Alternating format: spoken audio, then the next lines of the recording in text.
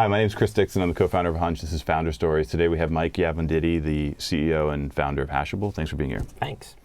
So let's talk a little bit about your background. You started off at Alta Vista, is that right? Juno in 1996. Okay, Juno. And what were you doing there? So Juno, for the kids today, was one of the first online email services. It was more than that. It was an ISP. Oh, that's right. It had millions and millions of dial-up email users, which we then leveraged to launch billable services. It was actually a spin out of D.E. Shaw, the hedge fund, right? It was. You know the story there that Jeff Bezos? I know it very well. They said there were three things they want to do: it was email, ISP, and books. And they were like, books is stupid, so Bezos left. And I got there, a little bit after that, but the culture was the same, and the room where they made those decisions was the same. There was a conference table in David Shaw's private office. His office was massive, is massive.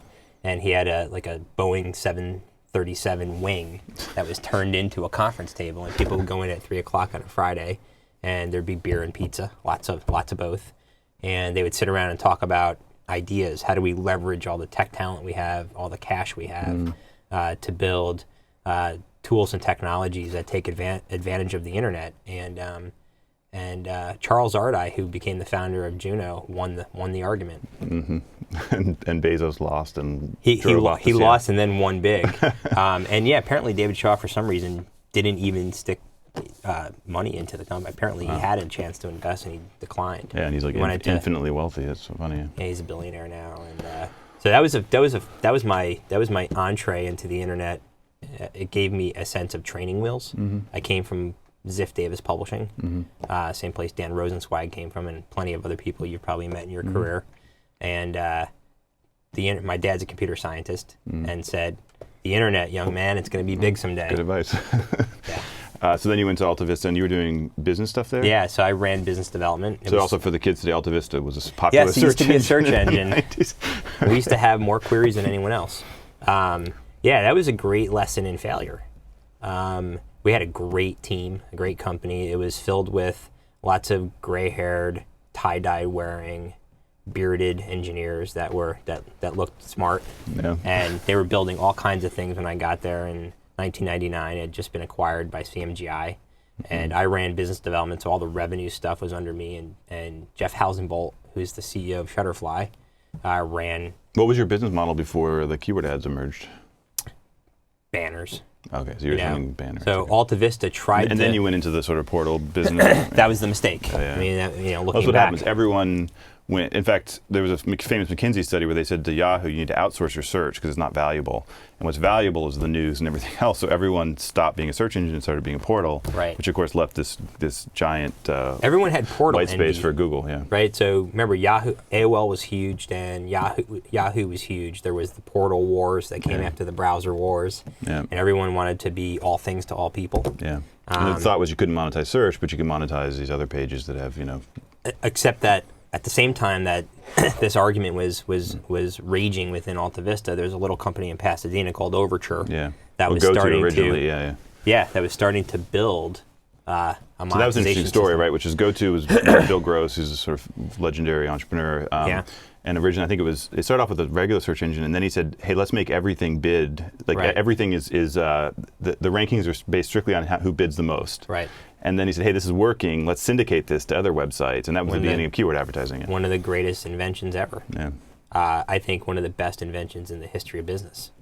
Certainly, you could argue it fostered some of the most profitable businesses ever. Right. Google sort of co-opted it in their own way and turned it into the best direct marketing machine ever invented, that's for sure, the most effective. But Alta Vista decided to, instead of building their own, they actually built their own system called the Vegas Project, which sits on some server somewhere right now. They were going to launch it, and DoubleClick was going to sell all the ads. And a bunch of engineers went to Rod Schrock, who was our CEO, and said, if you put ads on those wonderful, pure search results pages, you're going to have revolt on your hands. And so I think he figured I'd split the baby and sign a partnership with Overture. And if we like the revenue so much, we'll just kick them off someday and build our own. And of course, they got addicted to the revenue and never never built their own. It's interesting because the history you always hear about Google is that they just built a better search engine, which they did. But I think it also just everyone else took their eye off the ball and went into the portals, and it's interesting. They focused. And so that leads then. So then you had then you were at IAC and then Quigo. I did a very brief stint at IAC. Okay. It was kind of a place to hide while the bubble burst. It was a way to keep my finger in the internet, but from a position that wasn't really threatened by the bursting of the bubble. And it was a temporary way station for me, and I didn't really do much there. Yeah. And luckily, less than a year into my tenure there, someone called me and said, "Hey, you used to work at Alta Vista. I have this company in Israel building this wacky search technology. Can you do anything with it?" And I first said no, and then I took a look at it and said, "Geez, search is gonna I think lead the resurgence of the internet. There's a lot of stuff going on with Google." So what year was this? This was like 2002, 2001, this was 2002. Early. Okay. Yeah. And if we can instead, they were trying to like crawl websites for governments essentially. Hey, there's stuff going on in chat rooms, and we should try to extract just the information that we want from that page and send it to the right people and all that kind of stuff. Interesting stuff, but didn't sync with my background. And so I said to the two founders, if we can twist and turn it, and they had some ideas about how to monetize, maybe build a shopping engine, crawl e-commerce sites, that sort of thing. But long story short, we turned it into a service that would crawl websites, extract information. So kind of like AdSense like technology, where you'd sort of understand what the page is about. That became our core competency. Is what's that page about? We first started submitting content to the search engines, like with paid inclusion and that sort of thing, and started to generate revenue. And then we used the success from that business to launch. Google had just bought Applied Semantics. Overture was looking for an answer to that acquisition. They made us an offer. They said, "Hey, can you read pages and spit out keywords?" And we said, "Sure." And of course, we spent a few weeks actually building what we said we already had. Overture offered us $10 million. We said no.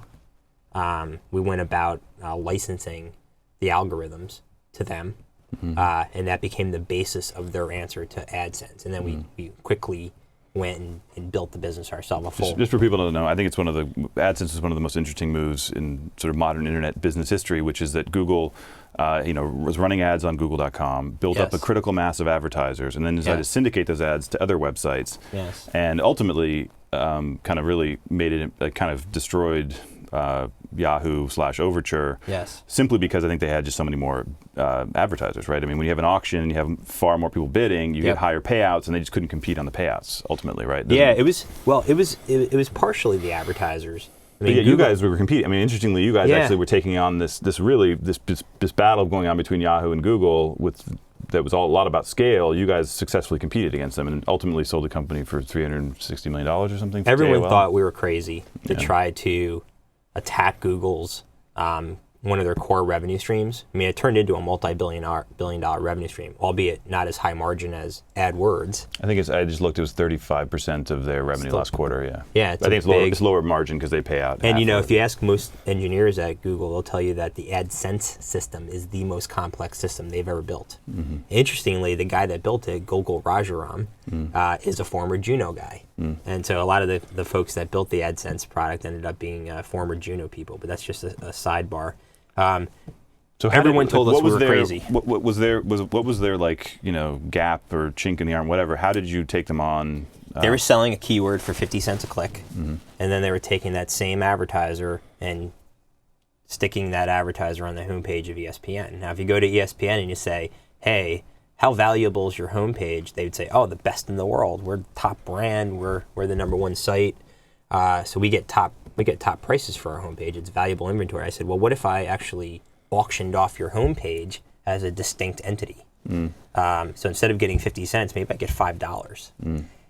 They said, "Can you do that?" And I said, "Sure." And they said, well, great. If you can do that, then we're probably interested in talking to you. And so that was the basis of a discussion we had with. So Google's algorithm saw ESPN as just another page about sports, right? Whereas advertisers saw it as something more than that, like something special to be associated with ESPN. We created a marketplace for that page on that site. And then we went to CNN and we did the same thing. But the big seminal moment for us were they all just like these homepage kind of things, or no, it was all the whole, premium inventory? It was the top 1,000 sites. Okay. And everyone said we're especially crazy for going after them because Google will just flip their wrist or write a check or somehow they'll just squash you like a bug. What people didn't understand is that we made the pie a lot bigger. Our system was simply better for those sites. And the example I tend to talk about was Fox News. Fox News was doing about 60, 70 grand a month. We went to them with the same placements and said, please let us, we think we can do 30% better. Kick Google off. They called us up one day and said, okay, you're on. Now's your chance. We launched. 6 months later, we were doing $200,000 a month. I mean, Google's not didn't just stand by and let this happen, right? So didn't they respond? I mean, they really didn't respond until we signed a 3-year exclusive with Time Warner. So we kicked Google off of all of Time Warner sites, and eventually they started to allow advertisers the ability to bid for pages or sites. They had something called site targeting. So it didn't change the way things were priced, but it changed the way things were targeted. My thesis was that if Google were to change their entire system to mimic what we do, it would be impossible from a user interface standpoint to give advertisers the choices they might have. Right? Advertisers across the Google network would have billions of choices. On my network, they only had thousands. It's a big difference. So, Clearway bought by AOL. Yes. Now, I don't know. Is it still? It's still functional? Yeah. I don't think it did not implode like a lot of other acquisitions they made. It's still functioning. I know the year after we sold it, it did over $100 million in revenue, from what I understand. So I was proud of the performance. It was a real company. 110 employees, $75 million in revenue last year that we ran it.